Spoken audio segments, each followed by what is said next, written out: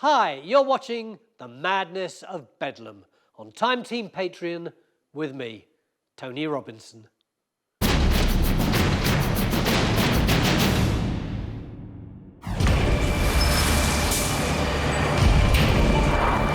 Bishopsgate, the City of London. Nearly 7 centuries ago, it was here that the world's most notorious madhouse welcomed its first inmates. It was a place infamous for cruelty, abuse and violence. A place which even today is a byword for chaos and disorder.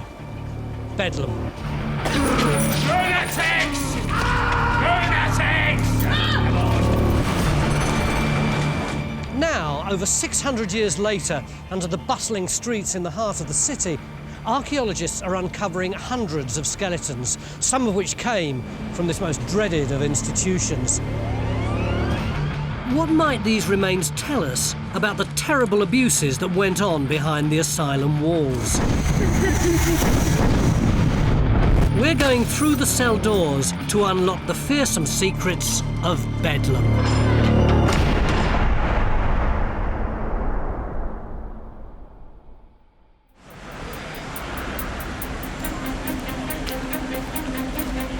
Today, the streets around Liverpool Street Station line one of the busiest parts of London, its financial and business hub. But centuries ago, this was a run-down area on the edge of town, not far outside the old city walls. It was deemed a suitably desolate spot for the construction of the original Bethlem Hospital, or as it soon became known, Bedlam. By delving into the institution's historical records and following a new archaeological dig, we'll discover what life was really like inside Bedlam.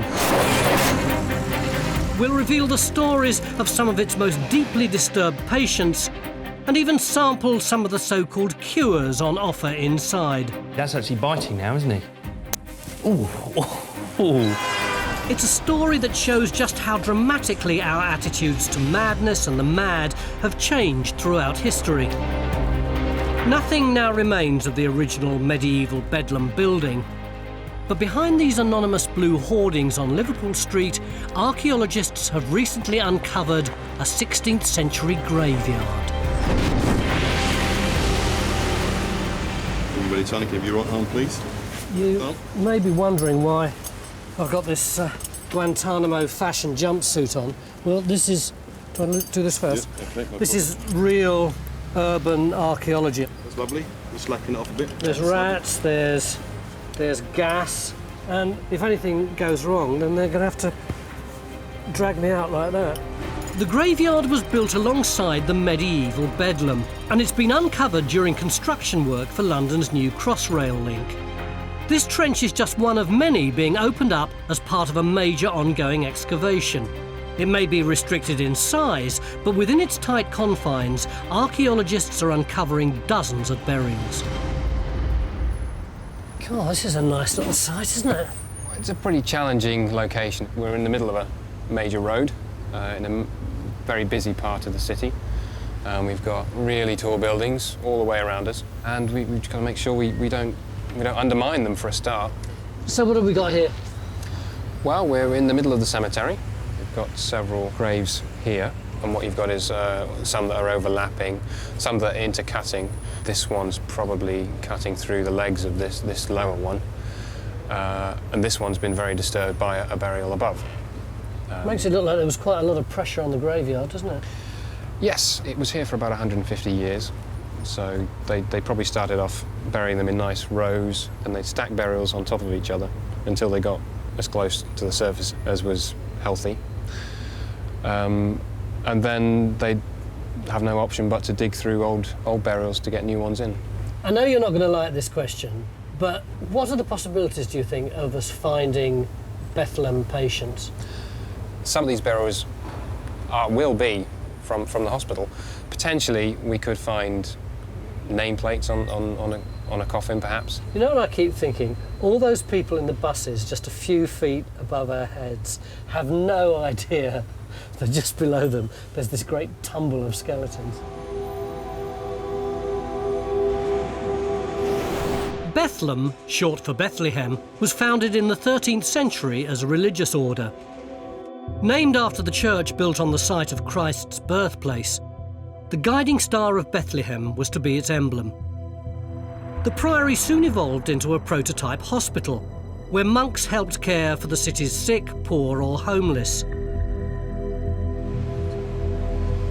And by the late 14th century, Bedlam, as it was by then known, was starting to specialise in the treatment of lunatics. They were usually called lunatics. There was a sort of, technical legal term, lunatic, at that point. But they probably included all kinds of people who today we wouldn't say were suffering from mental illnesses. So perhaps people with learning difficulties or epilepsy, brain tumours from injuries, or personality disorders, as we'd call them today, people who just couldn't cope with living in society and fell through the cracks. Madness was a matter of behaviour. So it was classified rather in terms of sort of raving or furious madness on the one hand and melancholy madness on the other. Time Team's Alex Langlands is meeting Richard Barnett, historian of London's medical past, to learn more about how these unfortunates were treated in the early Bedlam. When I think about Bedlam, I think of actually quite a large institution. Is that the case? No, what we think of when we think of the big Bedlam is the 18th and 19th century Bedlam, when it did become a much larger and more modern kind of asylum. In the medieval period, we're really talking about something rather like a small monastery. And we've got some rather nice evidence of this from a survey conducted. I've got a map here to show you. It certainly does show us that Bedlam is very small. Right. It's a stone building. We've got maybe 20 rooms here, something like that. Yeah. Rooms that we could imagine being used for the confinement of the lunatics. It's very, very basic. If you imagine in winter, no fires, you would have wrapped yourself up in straw and rags and got on with it as best as you could. And it's only at its peak got about 30 or 40 inmates in it. Right. So it's very, very small. And in the individual rooms, what have we got then? Beds and... Beds if you're quite lucky. There are some reports from various surveys and visitations that the beds are rotten and that they have to be thrown out and replaced, or that other inmates are literally just sleeping on straw. Right. Inmates are confined sometimes to cells, other times to sort of wooden cubicles in shared dormitories. There would also have been restraint points on the walls. That's a rather crucial point, so that if anybody did get out of hand, they could be restrained. So you would actually have had people here with mental illness being actually physically fastened to walls so they couldn't move. Yes, absolutely. Restraint is a crucial part of the culture of early Bedlam. So it appears that Bedlam soon abandoned the good intentions of its founders and became more like a prison than a hospital. Well, it would have been absolutely hellish because the patients had come to Bedlam hoping that this was the one place in London, in the country, in the world, they could find respite and care, only to discover that their food was taken away from them and sold on, their clothes were taken off their backs, the straw from the mattresses, the very beer and bread which they should expect to eat was taken away from them. They really had found themselves in the inferno. But we're severely hampered in our quest to better understand the lives of these early inmates. Owing to a lack of records, it's not until as late as the 16th century that we get our first glimpse of named individuals being admitted to the madhouse. This book represents the first historical record that we have of the patients in Bethlem. This dates from 1598, and we have a list of about 21 patients that is coming as a result of the governor's doing a spot check here to really check on, well, who have we got still here, and actually, more importantly, who's paying for them. How long do people go in for? Typically, in many of these cases, we are actually seeing individuals who have been in sometimes for 10 and 20 years. At the top here, we have Elizabeth Dykons, sent in at the request of the parishioners of East Ham in Essex. So this really is a pauper, isn't it? This really is a pauper. And this is the typical patient that Bethlem is receiving. But of course, that doesn't tell the whole story. In addition, we have patients being supported by the aristocracy, including this interesting case of Barbara Heron, who is sent in by the Lady Stafford. And is allowed for by her. So, to some extent, Bedlam is reflecting a range of different social classes, a sort of microcosm of London. But this is the forgotten microcosm, isn't it? It is. The notion of these commissioners going into Bedlam and actually having to record who's there and who's paying for them because they don't know is terrifying. Absolutely. There is a sense of anonymity written in to these patients. There's a whole book full of tragic stories. So it seems that rich or poor, lunatics dumped at Bedlam were hidden away and forgotten. And doctors' attempts to treat madness didn't make life any more bearable. Alex Langlands is volunteering to try out some early Bedlam medicines. Hello, Karen. Hello, Alex. Nice to meet you. What are you making here? I'm making a prescription. He's joining herbalist Karen Howells to prepare a laxative. OK. What's our first ingredient? The first thing is the buckthorn bark. Right, OK. So this is just an everyday hedgerow species, which you've bark stripped. You've got it in the mortar here, and you're grinding that down. Yeah, and the next thing is the acacia gum. We know maple syrup, it's from a tree. Yeah. We would add to this then the infusion of senna. This is what you might recognise more easily, is a senna pod. Yeah, yeah. Traditionally used in making laxatives with milk. And we would infusion is just boiling that up with water, put in a tiny bit of that, and then you would stir this round. Yeah. And of course that's your prescription made. It smells very medicinal, actually. Yeah. Smells actually quite nice. Yeah. You imagine that it clears the body, and this should clear your melancholy. You know, this should deliver you a nice purge. OK, so if I were to give this just a smallest try here. It's very brave. Very brave, you think? Yeah. You do have toilets here, don't yes. you?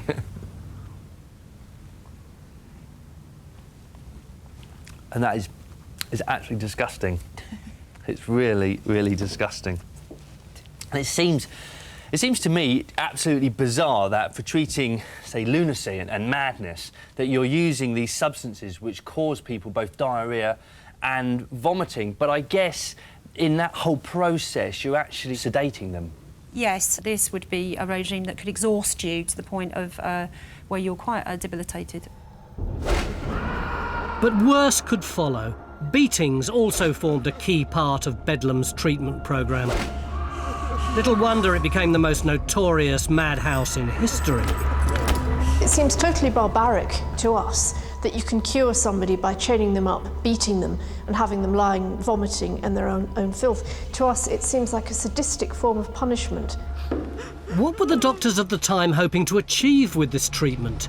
Did they really think these brutal methods could actually help to cure lunacy?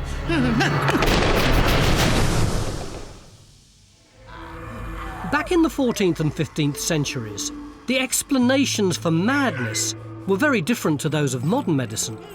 The general feeling at this point in history was that madness was caused by demoniac possession, and that if you fell mad, you were basically being possessed by evil spirits.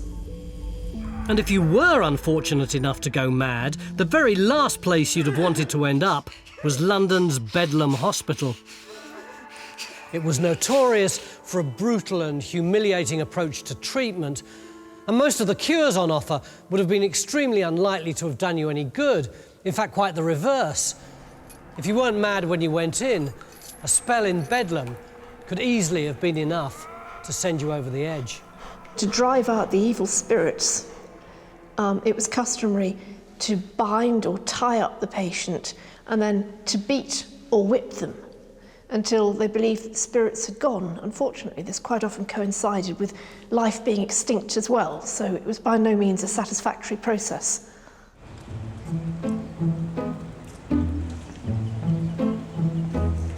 Beating wasn't the only cure on offer, though some of the alternatives were equally unpleasant. Alex Langlands has offered himself up as a human guinea pig and is testing out a range of early mad cures. He's starting with a little light bleeding. Are you comfortable? Because you'll be here for a bit of time. I'm sort of comfortable. I've given blood before, but of course not in this way. Yeah, but you've got to sit comfortably. Right. OK, then, right, here we go. And we just wait for our little friend now to come down. Now, oh, now something's happening. I think it's going. Right, I'll take the glass away. That's actually biting now, isn't it? Yes, you'll feel it. If I say it feels like a small Chinese burn. Yeah, well, but that will go off. That is actually a bit of a sting there. Yeah, that will go off. Yeah. Because what's happening now, sorry to say this, he's spitting into the wound. Right, okay. This will anaesthetise the wound. Yeah. It will stop the blood congealing as an anticoagulant. But more importantly, around the area, the capillaries are being paralysed so they stay open. So that's just going to bleed and bleed and bleed and allow the leech to just really feast itself. Yes. Doctors at the time would apply anything up to 50 leeches in one go. And in just half an hour, a single leech can drain as much as 60 millilitres of blood, 9 times its own body weight. He's really troughing now. He's getting it down his neck. Yep. Now, what effect did physicians and doctors at places like Bedlam believe that bloodletting was having on the body? Well, they believed that taking the blood from you was good for you because it was a part of the 4 humours. When the 4 humours become out of balance, you become ill, or I would say you're at dis-ease with yourself. And the only way that they balanced them up was by getting rid of the excess. So madness then wasn't being seen as a problem that was to do with the brain. It was really just being treated like any other disease. Yes, if you're mentally ill, it's an imbalance of the humours. Right. So we have to balance everything back up again. So demonic possession wasn't the only explanation for madness in the medieval world. The theory of the 4 humours was actually the key medical concept of the age. It suggested that there were 4 vital bodily fluids: blood, phlegm, yellow bile, and black bile. There were certain humours out of the 4 which were said to lead to madness. For instance, melancholia was believed to be the result of too much black bile, or anger, too much cholera or choleric or red bile. The theory completely dominated medical thinking from the time of the ancient Greeks right through the medieval period and well into the 18th century. In seeking to restore the balance of the humours, doctors favoured treatments like bloodletting. And while leeches were certainly one possible prescription, for most Bedlam patients, they'd have been an unaffordable luxury. Say we don't have access to leeches, what sort of other equipment would we use to bloodlet? The most common way to bleed somebody, of course, is to just use a knife and we'd cut them. Really? Great to start the bleeding. Bit of a problem to stop it, though. A large cupful of blood could be taken from a patient in a single bloodletting session, sometimes much more. Now, my personal favourite, I'm sorry about this, is the phlegm. Okay. This one, you lay it on the area you want to bleed. Yeah. And then you whop it really hard with a hammer. Wow. And then by twisting the blade, you can then control, a bit like blood on tap. That's painful. That's very... Now you understand why leeches doesn't sound too bad, That's does why it? these No. are top of the market, They're top of the basically. market, top of the market. Another favoured treatment, also based on the idea of the 4 humours, was blistering, the application of caustic substances to the skin. The idea was to create infection that would then draw out bile from inside the body. We now know that the theory of the 4 humours has no basis in fact, so the Bedlam doctor's treatments would have had little or no therapeutic effect. They were not for the benefit of the patients, they were for the benefit of the people who were looking after them, who were trying to manage this collection of people who were really just sort of sitting around vegetating. You had to do something with them, and these treatments kind of kept them docile, and they were also the kind of treatments that, you know, could be withheld for patients with good behaviour and doubled down on for patients who were behaving badly. And when these treatments finally proved too much to bear, you'd have likely as not ended up here, our dig site graveyard.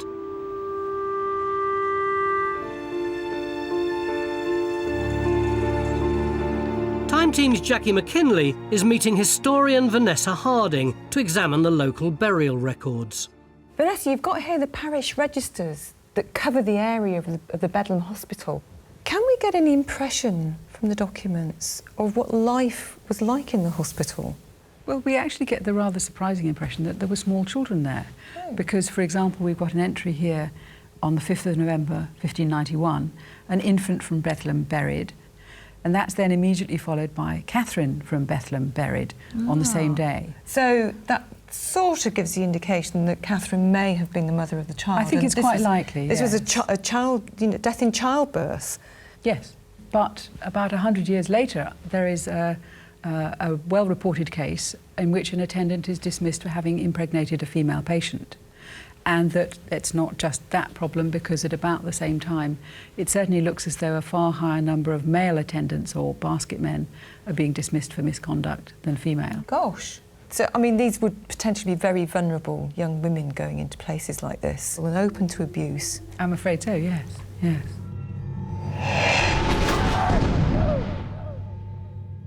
Can you give me any idea of the numbers of people buried there? Surprisingly, yes, the total number of lunatics from the hospital being buried in the churchyard could be several hundred. That is really quite surprising. I wasn't anticipating there being quite that many of them. It is indeed, yes. If we start with this one, we have Humphrey Cantrell, lunatic, buried at Bedlam, Thomas Wells, lunatic, buried at Bedlam, Mary Pender, lunatic, threw herself out of a window. Good grief. So the parish records reveal there's unlikely to be a shortage of Bedlam patients buried on our dig site. With over 300 skeletons already recovered, it's almost certain some were patients who'd fallen victim to Bedlam's harsh regime. But will any of these remains bear physical marks that could single them out as belonging to madhouse patients? Well, the only way to find out is by examining them. And in this rather unprepossessing building in Shoreditch called Mortimer Wheeler House, experts are looking at them right now.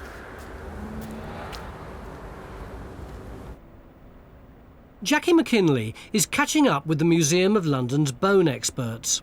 Jackie, I know that none of these skeletons are going to have been excavated with signs around their necks saying, "I am mad." But is there any way that we can ascertain whether any of these people might have been inmates of Bedlam? Well, as you quite rightly say, actually seeing evidence of madness as such on skeletal material is not going to happen. But there are some diseases which, in particular their later stages, can lead to mental disorders. And this, indeed, is a case in point. Now, if I put that next to it there, you can see, because this is the thigh bone, this is what it should look like. And as you can see, this one is much thicker. There's been new bone formation, and it's not smooth. This is all bone reaction to infection. So what do you think you might be seeing here, Mike? Well, it's the characteristic distribution of these lesions that give us a clue, and the distribution of these lesions in particular suggest a specific infection, such as syphilis. Ah. And what's the link between syphilis and Bedlam? Well, syphilis is one of those diseases that in its late stages, because it affects the nervous system and your brain is full of nerves, you can get mental disorders linked to the disease itself. But with syphilis, we also know that the treatment of syphilis could also have caused madness, because one of the treatments was mercury. Now, if you get enough mercury in your system, it will cause delusional behaviour, you could be overexcitable. Agitation, insomnia, erratic behaviour, and that, of course, would make you appear like you were mad. Now, what we don't know in this particular instance is whether this person might have been in Bedlam because of the madness that they apparently had, or they might have been in one of the two hospitals that were in London that dealt with venereal disease. That's a very, very good candidate. It's a very good candidate. For being a Bedlam patient. The main visible symptoms of syphilis are bodily ulcerations and skin lesions. But in its final phases, regardless of whether mercury is being prescribed, patients can suffer dementia, a form of mental illness. So finding a victim of this disease in our graveyard is a real breakthrough for the archaeologists. It means their investigations are already suggesting possible links to Bedlam. As time went on, conditions for the asylum inmates seemed to have gone from bad to worse. The fabric of the building itself was growing ever more decrepit. But in the second half of the 17th century, a dramatic event was about to sweep away much of medieval London. And the decaying Bedlam madhouse was also about to be transformed.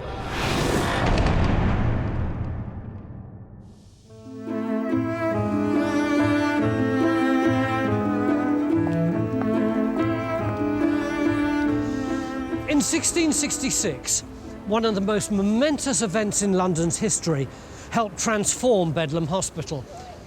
The Great Fire of London devastated whole swathes of the city, and the Bedlam governors were forced to meet at the hospital in Bishopsgate. What they saw there so shocked and horrified them that they decided a new hospital was needed.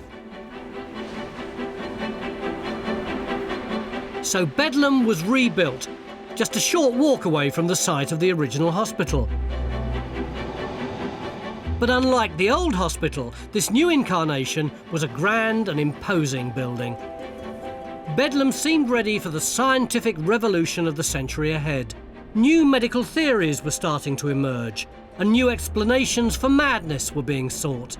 This is part of a sense that the body is an instrument with different parts that are designed to do different things. And the beginnings of the idea that thought and mental activity all take place in the brain, and there must be something in the physical structure of the brain that's producing thoughts, and something that's at fault in the physical structure of the brain that produces the disordered thinking associated with madness. Intriguingly, in the Museum of London, there's evidence of 18th century doctors' attempts to seek out the source of madness within the brain. Looks like they must have suffered from quite a headache. We found a fragment of a frontal bone that had a clean circuit running across it, suggesting that the person had undergone an autopsy or craniotomy. And has that happened here? Well, as you can see, that's exactly what's happened here. The top of the head has been cut off. And that's because doctors were examining the inside of the skull. They wanted to have a look at the brain. So what you've got to bear in mind here is that we are now at the edge of the Age of Enlightenment. Prior to this time, mental illness was viewed as either something being wrong with the humours or some kind of demonic influence. They weren't going to accept that any longer. They wanted to see if there was any physical reasons why somebody would behave in a mad way. So you're saying you've found evidence from our graveyard that this kind of investigation was being practiced here. So it seems that there were doctors who were looking at dead Bedlam patients, trying to interpret what their madness actually meant. It may well be the case. We can't prove whether or not the skull belonged to a Bedlam patient, but we do know that from the late 18th century on, post-mortems were performed at the hospital. Apothecary John Haslam was a particularly enthusiastic dissector, publishing a detailed study of his research, Observations on Madness. And the new science led to some high-tech approaches to curing madness. At least one still used today to treat depression.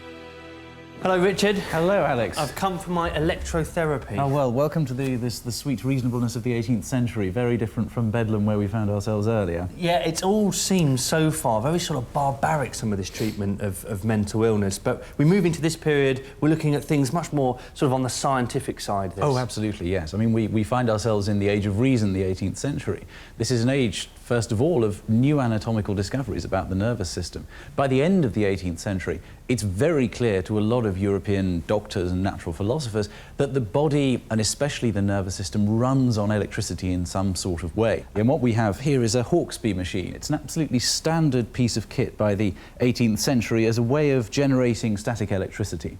So is this the sort of technology, then, that physicians and surgeons in places like Bedlam would have been using? Yes, absolutely. We do have records of this kind of machine being ordered for use in Bedlam, and a lot of the physicians who worked in Bedlam in the late 18th, early 19th centuries were very interested in electrotherapy. Now, this is all very well, but how is it actually being used to treat madness? Well, as with bleeding, this could be applied to any part of the body. Right. If you had a physical ailment in your foot or in your abdomen, you could use a wire to connect it to that, or you could apply the affected part to the end of the brass cylinder. So this really could be applied to any part of the body that's affected. And of course, if you're thinking of a mental illness, it's the head, it's the brain that you're going for. So what's happening then is we're seeing the critical link being made between mental illness and the brain. Exactly so. It's going from being an older sort of humoral, holistic vision of madness as something that's kind of distributed throughout the body to something that's being focused on a smaller and smaller bit of anatomy. Right. So if you care to apply whichever part of your body you like to the end of the cylinder there... OK, we'll start with the finger. So I'll start cranking it here. Yeah. This will start building up the shock, which will travel through the cylinder. Yeah, so we're waiting nervously. Ooh, ooh, that's quite strong, actually. Care to try it again? Yes, go on then. OK. Oh, excellent stuff. Already, I feel restored, Good. Richard. I'm very glad to hear fine it. health. So I'll be back next week for my next Absolutely. bout of treatment. And I'll send you my bill. Thank you very much. Not at all. But in practice, the 18th century scientific revolution made little impact on life at Bedlam. The madhouse remained firmly rooted in the past. Conditions at the end of the 18th century would have been incredibly grim for the majority of patients. There are accounts of women crouched naked in the straw, chained to the walls, of patients developing gangrene on their legs, where the chains of their manacles had rubbed against the flesh, widespread lice and fleas, starvation, beatings, food stolen by harsh, uncaring wardresses. And in terms of treatment, restraints and purging were still the order of the day. Not to mention other archaic cures, such as cold baths and spinning chairs, all designed to literally shake people out of their madness.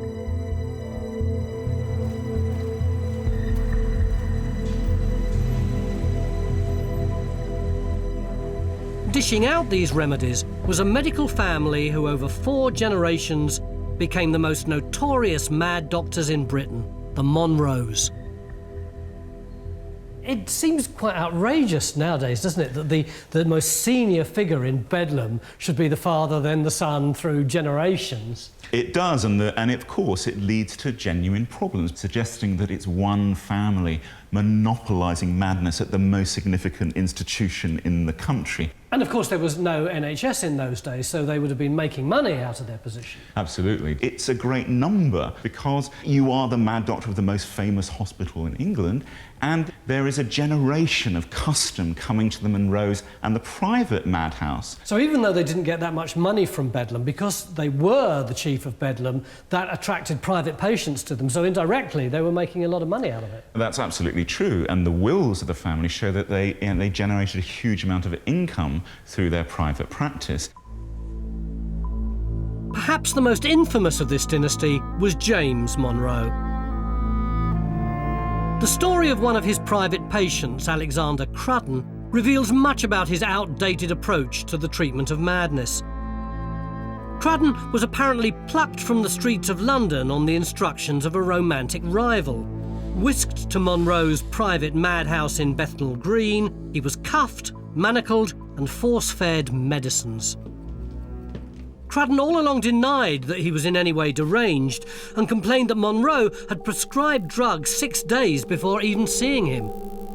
Stories like Crudden's of people being locked up in madhouses as part of a plot or conspiracy or abuse in madhouses, these were great tabloid fodder in the 18th century because they usually led back into really juicy family dramas. You know, maybe some husband had locked his wife up as mad because he was having an affair with somebody else or because he was after her inheritance or something. But Bedlam's medical malpractice was hardly hidden away behind locked doors. Incredibly, as a way of bringing in more cash, doctors actively encouraged public tours, turning the hospital into a shocking freak show. I think there was a strong element of voyeurism, that people wanted to see these degraded and stupefied victims. There was an element of cruelty about it. And there's an element of making fun at the expense of the misfortunes of others.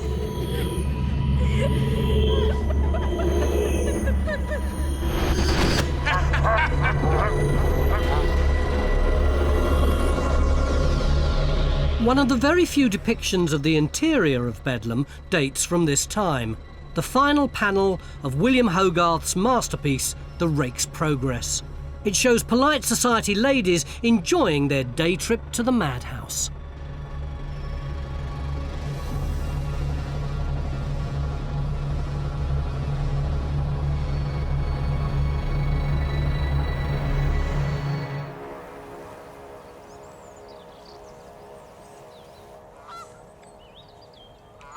But public fascination with madness reached fever pitch later in the 18th century with the case of the most famous lunatic in all of British history.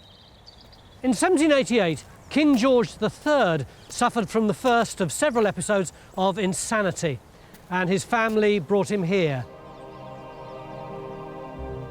At Kew, the king was locked up against his will, forcibly restrained, and subjected to a regime of blistering and bleeding. His madness may have been caused by the disease porphyria, but whatever the underlying condition, the progress of George III's illness unfolded like a soap opera, gripping the nation. Was he deliberately being kept out of public view, do you think? Oh, I think that was very much part of the plan. And of course, the king was not fit to be seen. Why? What sort of symptoms was he displaying? Well, I mean, he was violent at times. He struck his pages. He burnt their wigs. There was a lot of horseplay going on. He was very distressed. He had bandages on his legs and his arms where he'd been blistered. Did they consult the people at Bedlam? Dr. Warren, who was the Prince of Wales's doctor, did actually take a consultation from Dr. Munro of Bedlam as to whether it was possible that the king might recover. And Dr. Munro's verdict was no. As far as he was concerned, the king was hopelessly insane. But he did get better? He did recover. And there was huge, sort of joy in the country, and there were medals struck. There was a huge service at St Paul's. There were illuminations in the streets. What do you think the impact of the king being mad had on people generally? I think when he recovered, there must have been an awareness in the general population that it was possible for people, first of all, to admit that there had been an attack of madness, and two, that it was possible to recover from an outbreak of madness and not be, put away in Bedlam and never seen again. The king's successful struggle with insanity had a huge impact. While he went on to suffer relapses, the public started to see madness as something that could be successfully treated by modern medicine. Bedlam, with its outmoded barbaric practices, would find itself increasingly under pressure to change.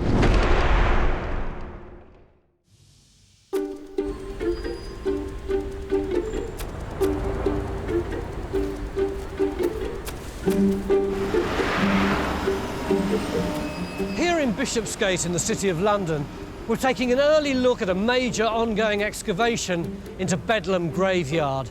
Behind these hoardings, the secrets of the burial ground that once stood alongside Britain's most famous madhouse are gradually being revealed.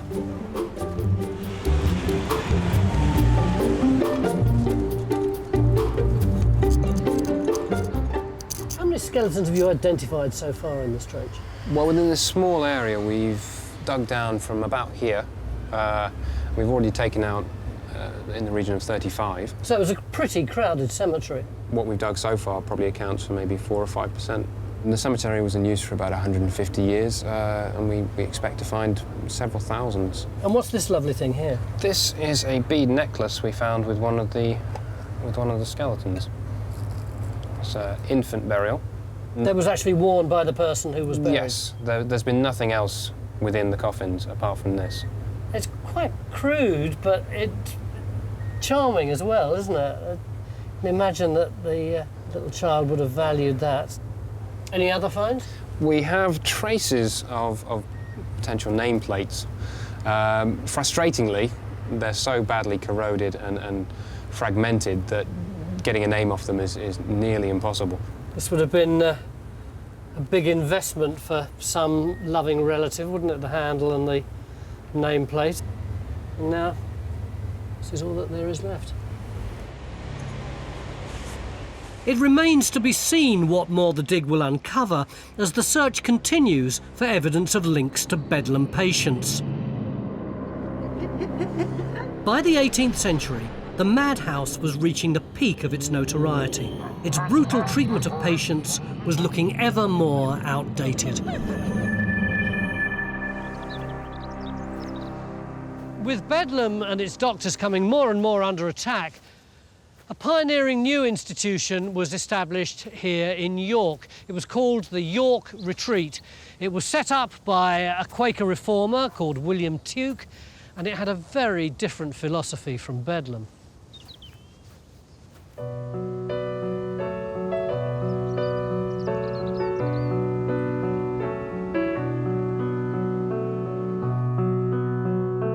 The York Retreat offered an alternative to Bedlam's regime of restraint and abuse.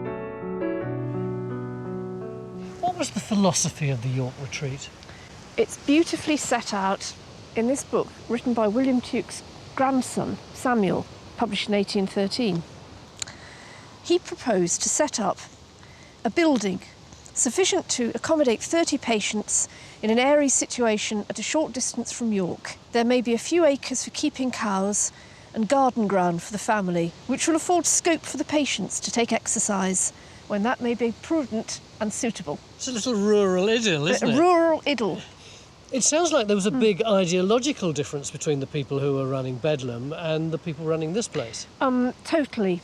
Samuel Tuke believed that there is a bit of God in everyone, and that if we appeal to the good in everyone and we look after them and nurture them and train them, they can be brought back to good mental health. Whereas the Monroes were what we now call therapeutic pessimists. They believed that madness, as they called it, could only be managed, that it couldn't be cured, and that all you could really do with your patients was lock them up and throw away the key. How significant do you think the York Retreat was? It set the bar, really, for subsequent asylums, and it was, one could almost say, a revolution in care for the insane in those days. The new approach pioneered at York proved hugely successful. Around 40% of patients were restored to good health in its first years of operation. In comparison, Bedlam looked like a relic from the past. One reforming MP, Edward Wakefield, set out to expose its abuses. One of the most notorious cases he uncovered was that of James Norris. An American sailor, Norris was chained up for over 10 years. Yet according to Wakefield, he seemed perfectly sane. An engraving of Norris depicting his brutal treatment was widely published and led to popular outrage. And it came hot on the heels of another disturbing case. A patient by the name of James Tilly Matthews, who appeared to be in the grip of powerful delusions. He believed that a revolutionary cell, the Heirloom Gang, had built an elaborate contraption in the basement of the House of Commons. It sent messages through the air, controlling the minds of leading government figures. Tilly Matthews' symptoms conform to what we might today describe as paranoid delusion. Yet few believed that this highly learned individual posed any danger to himself or others. Why did the Tilly Matthews case become such a cause célèbre? Because he stands in contrast to the popular belief of what a mad person was, because he's educated and articulate. But he's got the skill to produce very detailed drawings which could convince people that there was something behind what he was saying. High-profile cases like these ratcheted up the pressure for change at Bedlam. They captured the popular imagination. I think people could identify either with Norris or Matthews. There were two different types of people, a seaman, a tea broker. And because both of them appear to be treated so brutally and so unfairly, they're both used by reformers to expose shortcomings in the treatment and management of mentally ill patients.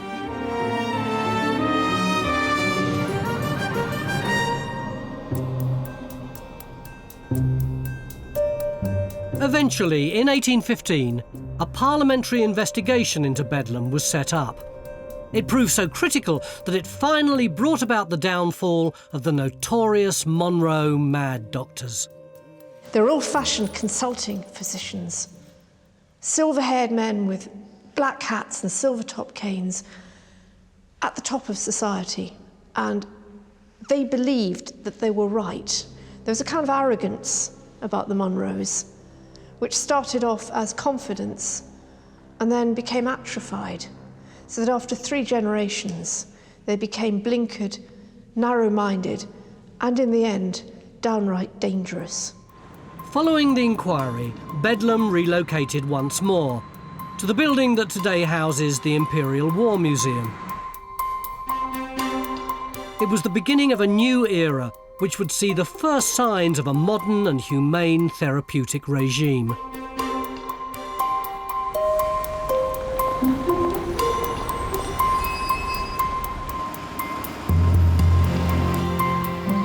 Although the Bedlam dig still has a long way to go, bones from the graveyard are already giving us new insights into its past, helping us understand how the story of the infamous hospital reflects society's changing attitudes to madness and the mad. But in the end, I can't help wondering how much we really understand even now, because if there's one thing I've learned, it's that just as these bones still contain their secrets, then so does the human mind, which for centuries doctors and scientists have tried to unlock and are still attempting to do so, even today.